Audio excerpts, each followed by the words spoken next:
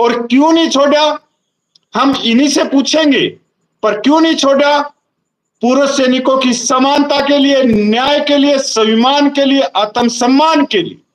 ऐसा शख्स हमारे साथ में आज जुड़ा हुआ है। केरला, धर्मपत्नी है, वो भी बीमार है, आप मेडिकलों के चक्कर काट रहे हैं, उसमें से आपने 10-15 मिनट जो दिया है, मैं इसका धन्यवाद करता हूं। मैं ही धन्यवाद नहीं करता, हमारे जितने भी पूर्व सैनिक है जिन्होंने एडी पंजे की नौकरी करी है, वो भी आपका धन्यवाद करता है। अब ये वो जानकार है, 1 साल का हमारा जो आंदोलन में जो देश भर के जो पूर्व सैनिक जितना भी है वो अपना हक के बारे में जान चुका है, वो मांगने का तरीका भी पता है, लेकिन सब होने के बावजूद भी वो लोग इसी जगह पर सो रहा है।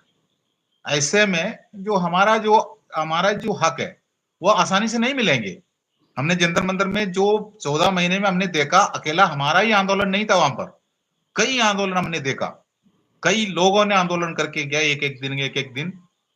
एक मनरेगा था, उन्होंने 70 दिन का आंदोलन किया।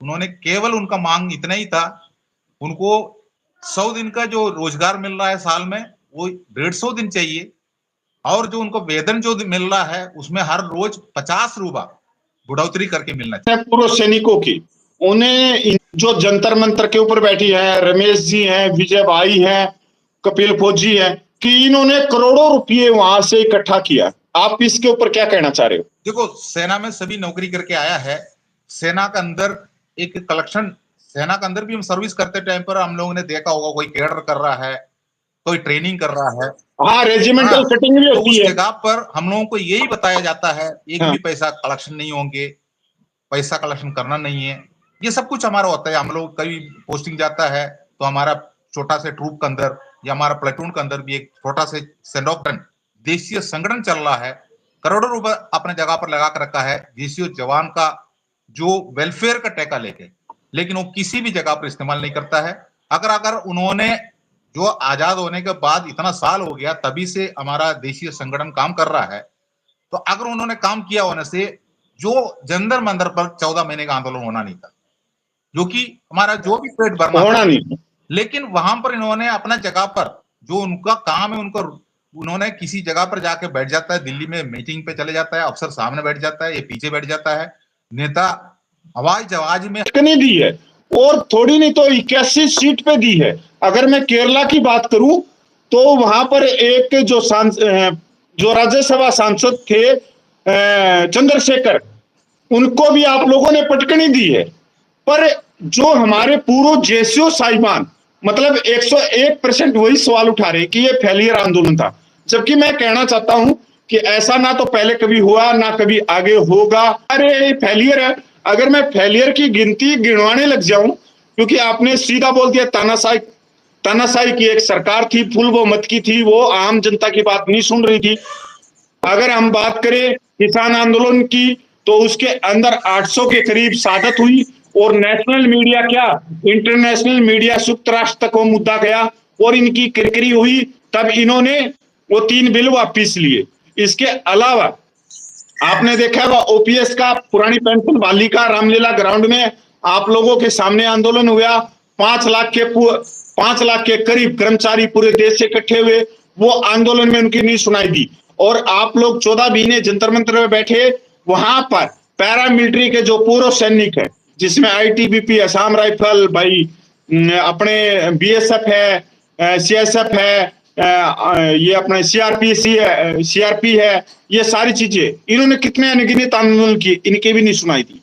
मतलब, लेकिन उन्होंने अपना दिन में, खास तौर पर मैं केरला का बता रहा हूं, केरला में जो लीग ने यहां पर फैमिली का मीटिंग रखा, मतलब ड्रेस कोड के साथ में फैमिली का मीटिंग रखा उसी दिन में, जो कि यहां से स्ट्रेंथ निकल के जंतर मंतर की तरफ ना जाए, जो कि अफसरों ने उनको यह समझाया हुआ है पर्दा का पीछे बैठ के, जो कि हमारा स्ट्रेंथ निकल के ना जाए। वहां पर जो लोग आके जगाने के लिए हम कोशिश कर रहा है, तो उनका मदद के लिए उन्होंने, सरकार को भी पता है, उनको मदद के लिए उन्होंने देशीय संगठन को छोड़ कर रखा है, मीटिंगें चलता ही है उनके साथ में। तो ये साउथ इंडिया में खास तौर पर मैं बता रहा हूं, अगर ये कॉल अगर जंतर मंतर पर हो जाता है तो वहां पर लाखों लोग इकट्ठा हो जाता है, एक दिन के लिए लोग अपना टाइम निकाल कर आ जाता है।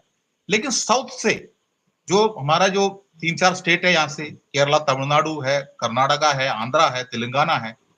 ये स्टेट से लोग वहां पर नहीं आ पा रहा है, इसलिए नहीं आ पा रहा है, उनको यहाँ पर रोका है, यहाँ पर कोई ना कोई प्रोग्राम लगा कर रोका है। मैं आपको एक एग्जाम्पल बता रहा हूँ, 23 तारीख का जो हमारा 23 जुलाई का जो हमारा आंदोलन था, उसके एक हफ्ता पहले तमिलनाडु कन्वेंशन का जो प्रेसिडेंट वहां पर आए थे, एक लेडी नेता को लेके, उन्होंने वहां पर कन्नीमोड़ी जो सांसद है, उनको, उनका प्रोग्राम चल रहा था विकलांग का, जो वहां पर एक बड़ा प्रोग्राम चल रहा था विकलांग, बिल्कुल, उसी में कन्नीमोड़ी सांसद आया था, मेरे को मालूम है। तो उनको इन्वाइट करने के लिए वहां पर आए थे, बगल में हमारे पास आए।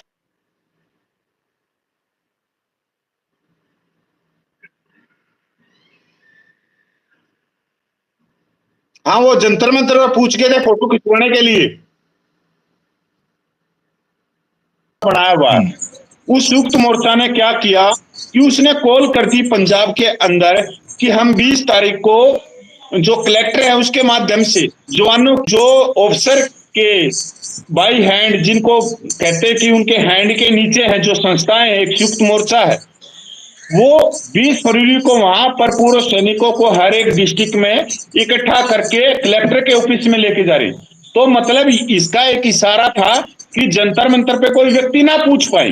ये सेम वही चीज है, जैसे मैं केरला के बारे में आप बहुत ज्यादा जानते होगे, पर मैं जितना जानता हूं मैं उस हिसाब से, और जो उत्तर भारत के पूर्व सैनिक है या और संस्थाएं वो नहीं जानती होंगी। केरला सबसे ज्यादा पढ़ा लिखा स्टेट है, एजुकेशन पर्सन है, पर मैं एक चीज देखता हूं वहां पे कि वहां पर पेंशन ले रही है, उनकी भी पर्ची काटी जा रही है 25,500, 25,000, 30,000, 35,000 हजार रुपये की। ये मेरे हिसाब से आपको नहीं मालूम होगा, मेरे को अंदरूनी जो बातें हैं केरला की वो मालूम है। अब जो सैनिक विधवाएं हैं 12,500 रुपये में गुजर, दिन पहले मैं नाम नहीं लूंगा आपको, एक संस्था है, उस संस्था के बहुत सारे कोड वर्ड हैं, पीछे रजिस्ट्रेशन नंबर है, और उसको पूरा भारतवर्ष जानता है। अभी अभी फिलहाल उनकी मीटिंग हुई है केरला के अंदर, पूरे हॉल के अंदर एक ही ड्रेस कोड था, चाहे वो हमारी माता बहनें हैं या पूर्व सैनिकों, उनका एक ही ड्रेस कोड। क्या उन नेताओं ने पूरे केरला के पूर्व सैनिकों की आवाज कभी सेंट्रल गवर्नमेंट तक पहुंचाने की कोशिश करी? इतनी बड़ी आप लोगों ने मीटिंग करी, इतने बड़े हॉल में करी, क्या कोई प्रस्ताव पास करा सरकार के लिए? क्या कोई निंदा प्रस्ताव पास करा वहां पे? नहीं, चाय पकोड़े खा लिए और पूर्व सैनिकों से चंदा इकट्ठा करके जेब में भर लिया। अरे हम तो फिर भी हैं उत्तर भारत के, हम इतने पढ़े लिखे नहीं है, हम इंग्लिश को नहीं जानते, हिंदी को नहीं जानते, आप लोग तो बहुत आगे बढ़ चुके हो। तो इसके ऊपर आपका क्या कहना सर? देखिए, आपने जो बोला है ये बिल्कुल 100% सही है, जो कि हमारे एक संस्था है, जो देशीय संगठन है, जो केरला स्टेट एक्सर्विसमेन लीग है, उसी के अंदर जो बिल्डिंगें बना हुआ है, जो ऑफिस बना हुआ है, ये सब का पैसा जो पूर्व सैनिकों का है, उसी के अंदर जो मेंबरशिप लिया है उन्हीं का है। ये नहीं सोचना चाहिए 500 जो 1,000 रुपए जो डोनेशन दे रहा है, ये नहीं है। जो मैंने एक बात ये देखा, जंतर मंतर पर जो विडोस आए थे, विधवा बहन आए थे, उस टाइम पर उन्होंने अपना 500 रुपए लेकर आके पर्ची काटने आया था, तो उस टाइम पर हमारा नेतृत्व ने हमको ये बोला, लेडीज का पैसा नहीं काटना, उनको कोई पैसा नहीं देना, उनसे पैसा नहीं लेना। हाँ। तो मैंने उस टाइम पर मेरा मन के अंदर ये सोचा, इनसे पैसे नहीं, वो देने के लिए तैयार हो रहा है, लेकिन हमारा वो नियम ऐसे है, जो हमारा पास जो हमारा विडोस, हमारा फैमिली पेंशन आ रहा है, उनका कोई पैसा नहीं है। लेकिन यहाँ केरला में फैमिली पेंशनर का तो एक ऐसी बात है, अगर मान लो मेरा मृत्यु हो जाता है तो मेरा आधा पेमेंट मेरा वाइफ को मिलना ही है। अगर मैं जो भी कर्जा बना कर रखा है, बैंक के अंदर लोन लिया होगा, EMI कट रहा होगा, वो ये आधा पैसा से सब कुछ संभालना है। लेकिन मीटिंग के लिए उनको भी बुलाया जाता है। वो लोग अगर उनका स्ट्रेंथ के हिसाब से, ड्रेस कोड के हिसाब से, वो ड्रेस भी उनसे खरीदना है, 700-800 रुपए देके साड़ी ब्लाउज भी खरीदना पड़ता है। ये फैमिली पेंशनर जो जंतर मंतर में बैठा हुआ है, उस टाइम पर कईयों ने, मेरे को लेडीज ने यहाँ का मीटिंग के टाइम पर फोन किया, हमको बता रहा है आप लोग वहां बैठ के हमारे लिए कर रहा है, हमको तो 750 रुपए का साड़ी वगैरह खरीदना पड़ रहा है। तो हमने उनको बोला आप लोग मत दो, आप लोगों तो स्वतंत्र है, आप लोग इसके ऊपर जो हमारे देशीय जवान जो जिंदा है वो लोग आवाज उठाता है, तो उनको दिखाने के लिए जो जंतर मंतर की तरफ दौड़ के आ जाता है, साथ में खड़ा होकर फोटो निकालता है। यही वहां पर हुआ है। ये अच्छा, तो मैंने मतलब खुलासा किया भी है, सोशल मीडिया का सामने बताया भी है, उसके लिए मेरा झूठ ने पीछे से झूठ ने आके सत्य के कपड़े पहन लिए। अब जब सत्य बाहर निकला नदी से नहा के, तो उसको अपने कपड़े नहीं मिले, और झूठ सत्य के कपड़े पहन के घूम रहा है।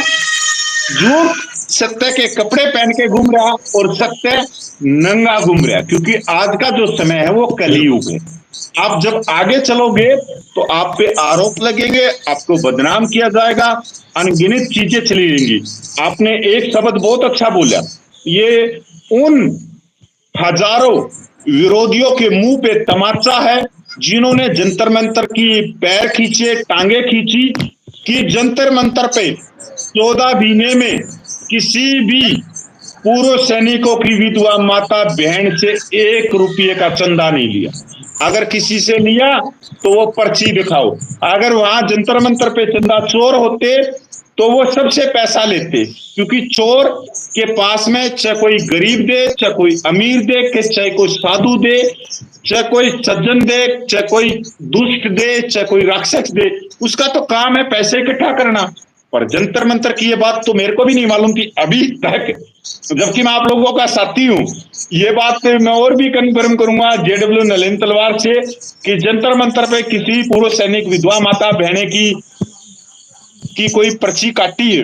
अगर पर्ची नहीं कटी है तो विरोधियों के मुंह में सर उन्हीं की जुबान वापिस डालने का काम कपिल भाई करेगा, कि ये देखो कि 14 महीने के जो आंदोलन है उसमें एक इतिहास रचे। सर मैं अपनी लास्ट बात लेता हूं आपसे। आप लोगों ने जो 14 महीने में जो सहा है, क्योंकि आप बहुत पुराने पेंशन आए हुए हो, और उस समय के पेंशन आए हुए हो जब कैंटीन में, आजकल के आदमियों को तो पता भी नहीं होगा, कैंटीन में भी अगर सामान कोई लेते थे, जैसे कि अपने मिक्सर ग्राइंडर ले लिया, तो अगर वो 1500 रुपये का आया तो उस समय इतनी वेतन नहीं होता था, तो वहां पर कैंटीन मैनेजर के साइन लेके लेटर अप्रूवल करवा के और उसकी किस्त बना दी जाया करती 1500 रुपये की, कि हर महीने 400 रुपये देगा, फिर अगले महीने 400 देगा, फिर 400 देगा, 300 देगा। ये बात आप उस समय के रिटायरमेंट आए हुए, आज वाले तो ये सोचेंगे कि नहीं ऐसा नहीं होता था। नहीं, उस समय ऐसा होता था कि कैंटीन मैनेजर ही फाइनेंस करता था, मतलब कोई सामान लेने के लिए, कि वो हर महीने अपनी किस्त में वो दे दे, क्योंकि हमारा कैंटीन ऑफिसर से दस्तखत लेके ये वो पीएससी टेस्ट लिख रहा है, बिल्कुल सर, या तो सिक्योरिटी गार्ड में ड्यूटी कर रहा है, जो कि उनका पेंशन आधा हो गया, तनख्वाह का आधा पेंशन हो गया, उसमें से आधा कट के कम्यूटेशन में हो गया। अब उसने हो सकता है अपना मकान का काम पूरा करने के लिए उसमें से और एक ईएमआई भी बनाया होगा, तो उसको नौकरी करना जरूरी होता है, नौकरी के पीछे भागता है, वो नेता नहीं बन सकता। लेकिन नेता वही है जो 60, 70, 65 जो सेना भवन बना रहा है, सैनिक भवन बना रहा है, पूर्व सैनिक भवन बना रहा है, और युद्ध स्मारक बना रहा है। ये भी है युद्ध स्मारक। देखो हमारी इज्जत कौन देना चाहिए? पब्लिक देना चाहिए, तो सरकार देना चाहिए। युद्ध भवन बनाओ, जो कुछ भी बना के हमको वो इज्जत करना चाहिए, स्मृति भवन बनाओ। लेकिन हमारा जो पूर्व सैनिक का नेता जाके किसी जगह पर देखेंगे इस जगह पर युद्ध स्मारक बनाएंगे, तो उसके लिए कम से कम 25 लाख रुपए खर्चा होगा। तो 25 लाख रुपए खर्चा होगा, मीटिंग में बता देंगे सभी ने देना है। अब सभी मुंह एक दूसरे के मुंह में देखेंगे, देना तो पड़ रहा है, क्या करेंगे? तो बोला किस्त में ले लेंगे, किस्त में ले लेंगे, कोई टेंशन नहीं लेंगे। हाँ, जबकि सरकार को बनाना चाहिए। रिटायरमेंट यही मैं बता रहा हूँ, वो संस्थाओं का लेटर, उन संस्थाओं को सरकार को लिखना चाहिए युद्ध स्मारक के लिए, सैनिक भवन के लिए, पर वो अपनी जेब भरने के लिए वो खुद ही पूर्व सैनिकों से चंदा इकट्ठा करके अपनी जेब भरने लग जाते हैं। बहुत सर, बिल्कुल वो बताएंगे। देखो अगर आप 50,000 रुपए देना है तो कोई दिक्कत नहीं है, आपने किस्त बना दो, 5 किस्त बना दो, 10,000 के 700 देते रहेंगे। लेडीज भी देंगे, विधवा भी देंगे, जो कि अगर वो ये बात हमको बोल रहा है, मैं जंतर मंतर में बैठा था उस टाइम पर, मेरे को जो मैसेज देके बता रहा, नंबर पे जुड़ रहा था ना, लोग देख रहा है, तो हमने उनको बोला आपका हैसियत नहीं है तो आप मत दो। तो क्या बोल रहा है, साल में 2 बार डीए बढ़कर आता है, ये मीटिंग में आने की वजह से मिल रहा है। अगर ये मीटिंग में हमने आना बंद कर देंगे तो हमारा जो साल में 2 बार हमारा डीए भी नहीं बढ़ेंगे। तो ऐसे गुमराह ब्रेन वॉश करके रखा है।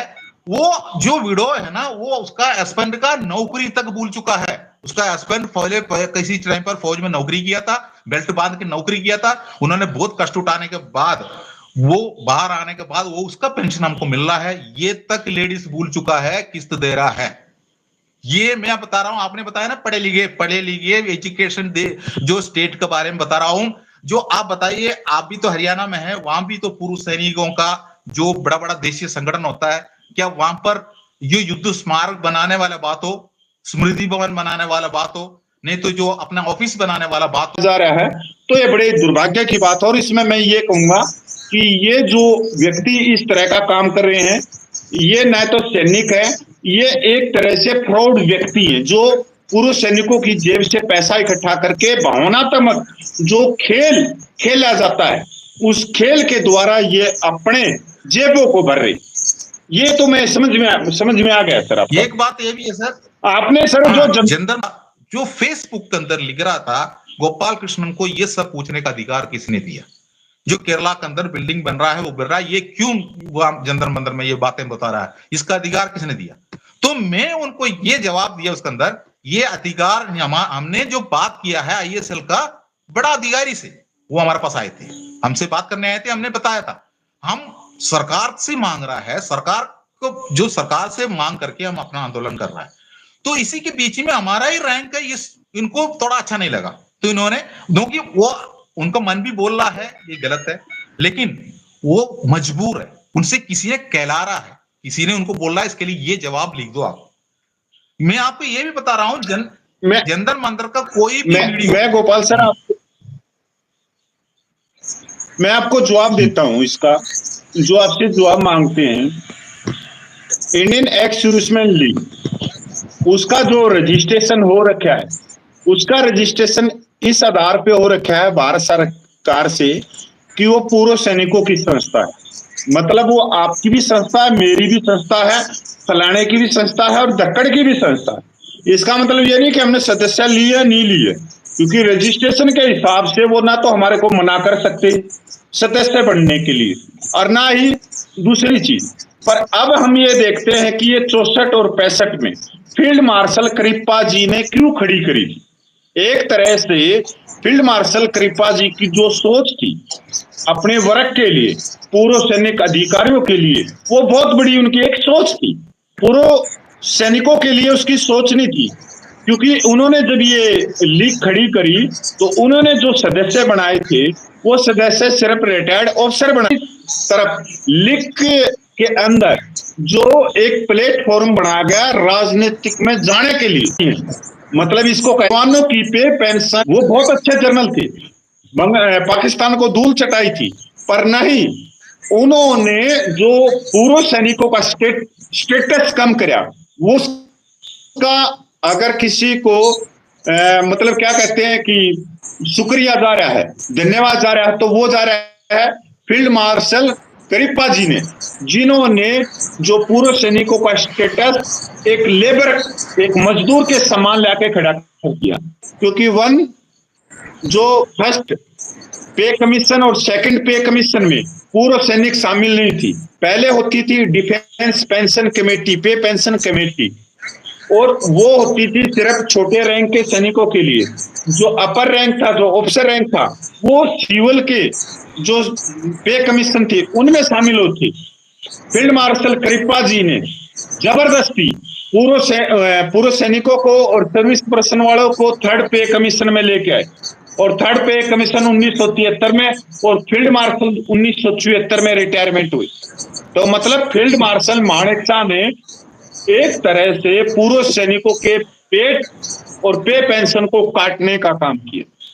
अगर बात हम वन रैंक वन पेंशन की बात करें कि फील्ड मार्शल मानेकशॉ की सहमति से पूर्व सैनिकों से वन रैंक वन पेंशन 1973 में ली गई। फील्ड मार्शल मानेकशॉ की सहमति से पूर्व जो जवान थे, पूर्व सैनिक थे, उनकी पेंशन को 76% से 33% पे लाया गया। तो ये सारा जो हो रखा है ये अलग है। वैसे एक चीज और भी है कि जो फील्ड मार्शल मानेकशॉ जो बने थे, वो जो भर्ती हुए थे वो एक जवान से भर्ती हुए थी। कितनी बड़ी है, कितना मतलब एक गौरव है हमारे लिए कि मनोबल बढ़ा, ताकि एक नायक से, और वो भी एयरफोर्स के कोपल से वो फील्ड मार्शल तक पहुंचे हैं। और जवानों के लिए कोई उनका कोई खास नहीं है। हाँ, जवानों को स्टेटस कम करने में उनका भरपूर योगदान रहा। तो मैं गोपाल जी, मैं लास्ट में आपका सिर्फ, बहुत लंबा हो गया वीडियो। आप लोगों ने जो जंतर मंतर पे 14 महीने निकाले अपने परिवारों को सबको छोड़ के, आप उसके बारे में क्या सोचते? आपने किस तरह से जंतर मंतर पे 14 महीने निकाले, जिसके अंदर मेरे जैसे हजारों जो सैनिक भाई थे, आप लोगों को चोर बोलते थे, आप लोगों को मतलब गालियां देते थे, यहाँ तक बहुत, मैं कह नहीं सकता, ऐसी ऐसी गालियां आप लोगों को देते। दूसरे विजय भाई हैं दिल्ली से, और बहुत सारे सैनिक भाई हैं, जेडब्ल्यू नलिन तलवार जी हैं। आपको इतना बदनाम करने के बाद में इतनी हिम्मत कैसे आई आप लोगों में कि आप लोगों ने आंदोलन से नहीं भागे? नहीं तो अगर इतनी कोई चीजें किसी व्यक्ति के मेरे बारे में बोलने लग जाए तो मैं आंदोलन से भाग जाऊंगा। मैं हाथ जोड़ दूंगा, भाई मेरे को आंदोलन नहीं करना, मेरे को जवानों की जायज मांगों के लिए कुछ नहीं करना। फिर भी आप लोग मतलब ये किस हिम्मत के द्वारा जंतर मंतर पे आप 14 महीने बैठे रहे? देखिए सर, प्रॉब्लम तो होता ही है, घर पे भी प्रॉब्लम है, वहां भी प्रॉब्लम है, लेकिन एक अच्छी नेतृत्व वाला संगठन को साथ में मिलके अगर हमने काम कर रहा है तो एक अच्छी चेन ऑफ कमांड बन जाता है उसके अंदर। मतलब वहां पर सांकेतिक करना है, परमिशन हमको 2 आदमी का 10 आदमी का, इसी हिसाब से चलता है। तो लेकिन उस जगह पर कमांड करके रखना, और उस टाइम पर हमारा माइंड वॉश करने के लिए बहुत कुछ हमारे पास, बहुत कुछ लोग आए थे जो हमें ये बोला तुम जंतर मंतर में आके क्यों बैठे हो करके। सबका सही संघर्ष कमेटी ने सबका साथ में, लेकिन कोई नहीं आया। लेकिन इनका टांग खींच के तोड़ने के लिए कई संगठन खड़ा हो गया, कई जगह पर। मैं आपको बताऊं, सुरेंद्र पहलवान का वहां भी वो फेडरेशन बना दिया, जो अपना वीर बहादुर सिंह, वो भी एक फेडरेशन बना दिया।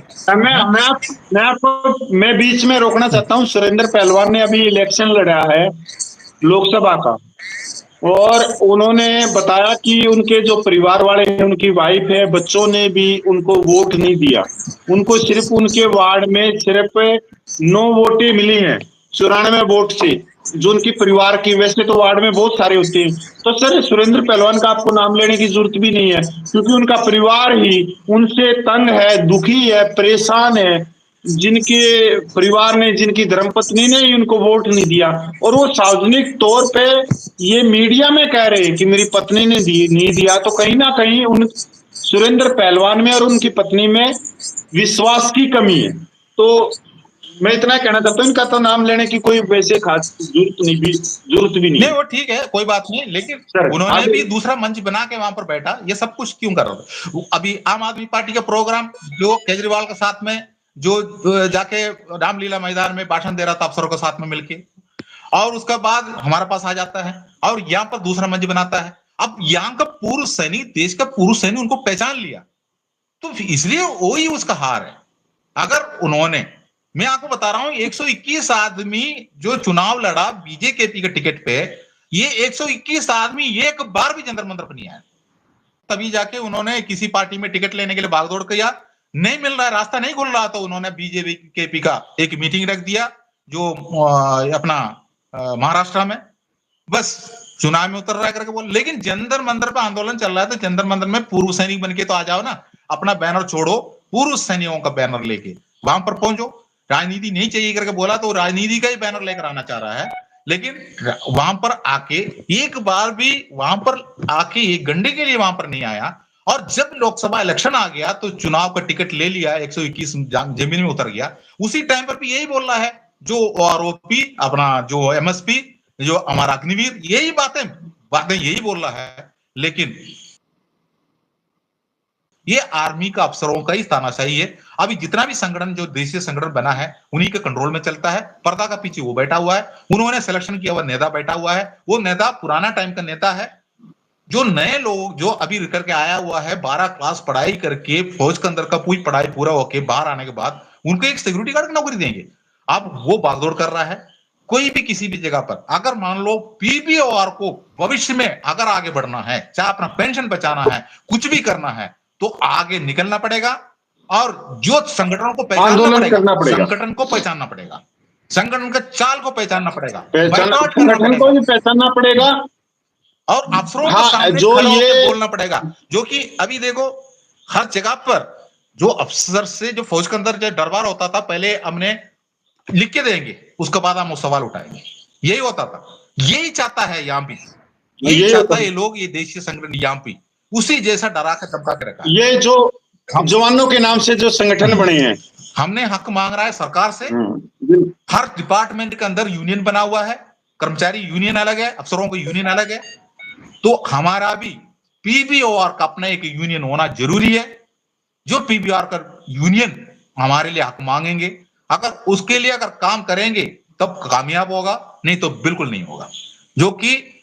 जो हमारा पेंशन के ऊपर कैंची चलाने के लिए ही तो अग्निवीर लेकर आया था।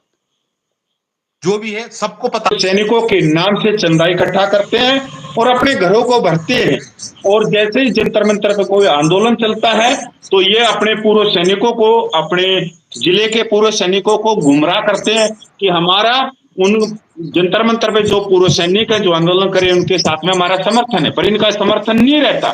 सिर्फ ये गुमराह करते हैं, वहीं पे बैठ के ना ये जंतर मंतर पे आते, ना उनका समर्थन करते, ना ही कभी ये कोई पत्र लिखते भारत सरकार को कि हमारी जवानों की जायज मांगे ये है। इनसे बहुत ज्यादा सावधान रहने की जरूरत है पूर्व सैनिकों को। इसके बारे में मैं कई दिन पहले से भी सोच रहा था। ऐसा नहीं है कि पूर्व सैनिक आज ही जागरूक हुए हैं, नहीं, पूर्व सैनिक बहुत पहले से जागरूक है। अगर हम बात करें 1947 के बाद से ही पूर्व सैनिक जागरूक हैं, पर जो पूर्व सैनिकों के ठेकेदार बने और ठेकेदारों के मंच पे बोले ही नहीं, कभी उन्होंने मेजर जनरल की फाइल को देखा ही नहीं कि वो मांग क्या भेज रहे हैं भारत सरकार से। अगर भारत सरकार में उनकी प्रधानमंत्री से भी बात हुई, रक्षा मंत्री से भी बात हुई, गृह मंत्री से भी मीटिंग हुई, मतलब भारत सरकार का ऐसा कोई मंत्री नहीं था जिनसे उनकी बात नहीं हुई 2015 में। पर वो जो डिप्टी प्रधान थे, डिप्टी अध्यक्ष थे, वो पीछे ही खड़े रहे दरी और कुर्सी बिछाने में। तो उनसे हमारे को सावधान रहने की। आप लोग आज अगर मैं कहूं तो आप दिल्ली में 14 महीने में कुछ अच्छा ना लेके आ सके तो आप बीमारियां पक्का लेके आए हुए, क्योंकि आज जब मैं पूछ रहा हूं जो पिछले 14 महीने वहां बैठे हैं, वो कोई ना कोई आदमी दवाइयां लेने के चक्कर में पोल क्लिनिकों में जा रहा है, मेडिकलों में जा रहा है कि मेरे को ये तकलीफ है 14 महीने। सर फिर भी मैं आपको धन्यवाद करता हूँ। सर कुछ लास्ट में अपनी कुछ से बात कहना चाहते हो तो सर मैं